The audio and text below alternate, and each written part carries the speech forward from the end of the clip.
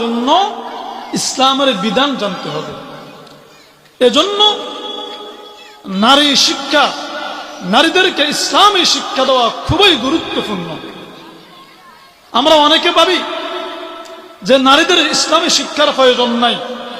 মনে রাখবেন, সাহাবাই কেরামের মধ্যে বড় বড় শিক্ষিত যারা ছিল, তোর মধ্যে 3 নম্বরে ছিল বিশ্বনবীর স্ত্রী হযরতে আম্মা জানা আয়েশা সিদ্দিকা রাদিয়াল্লাহু তাআলা আনহা। কত বড় শিক্ষিত ছিল, কত বড় জ্ঞানী ছিল, কত বড় হাদিসের আলেম ছিল। আয়েশার আব্বা আবু বকর সিদ্দিক, ইসলামের প্রথম খলিফা, বিশ্বনবীর প্রথম পুরুষ সাহাবী আবু বকর পর্যন্ত বলে, আমি যখন কোনো হাদিস পারতাম না, কোনো মাসালা আমি পারতাম না, তো আমার মেয়ে আয়েশার শরণাপন্ন হয়ে আমি তার থেকে হাদিস এবং মাসালা জেনে নিতাম। তাহলে ইসলামের নারী শিক্ষার অনেক গুরুত্ব রয়েছে। এজন্য নারী শিক্ষা অনেক প্রয়োজন। নারীদেরকে কোরআন ও হাদিসের শিক্ষা দিতে হবে। কেন? ওই যথা সময়ে যথা নিয়মে 5 ওয়াক্ত নামাজ আদায় যেন করতে পারে। এজন্য কি করা দরকার? ইসলামী শিক্ষা দেওয়া দরকার। রাসূল বলেন 2 নম্বরে, আল মারআতু ইযা সাল্লাত খামসাহা ওয়া সামাত শাহরাহা। 2 নম্বরে জান্নাতি নারীর 2 নম্বর গুণ, ওই নারী জান্নাতি যেই নারী মাহে রমজানে যথা সময়ে যথা নিয়মে রোজাগুলো আদায় করবে।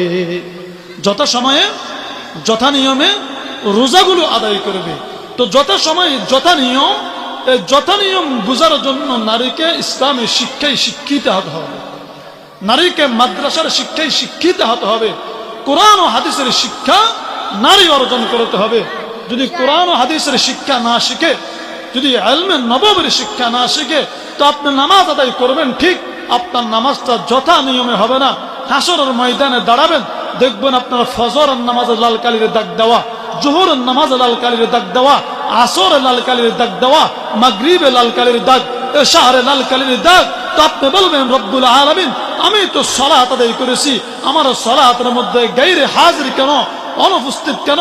তো রব্বে কারীম ফেরেশতাদেরকে বলবে, ও ফেরেশতারা, আমার বান্দি তো বলে সে সালাত আদায় করেছে, তোমরা যে রেকর্ড করো নাই।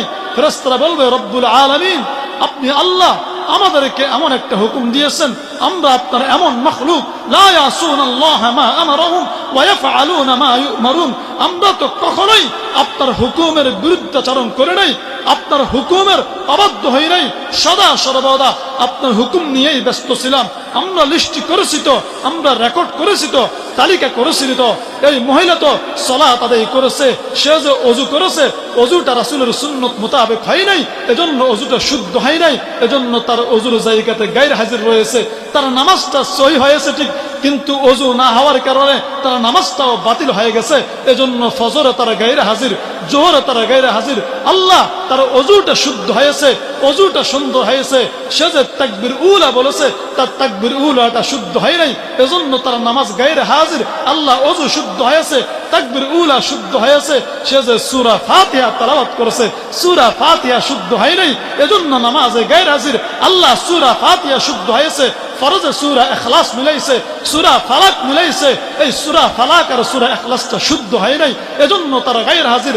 আল্লাহ, সূরা ফাতিহা ঠিক আছে, সূরা ইখলাস ঠিক আছে, সে যে তাশাহুদ পড়ছে, আত-তাহিয়াতু পড়ছে, দুরূদ শরীফ পড়ছে, আত-তাহিয়াতু অশুদ্ধ ছিল, দুরূদটা অশুদ্ধ ছিল, এজন্য তারা নামাজের মধ্যে গায়র হাজির হয়ে গেছে। বলেন না নাউযুবিল্লাহ।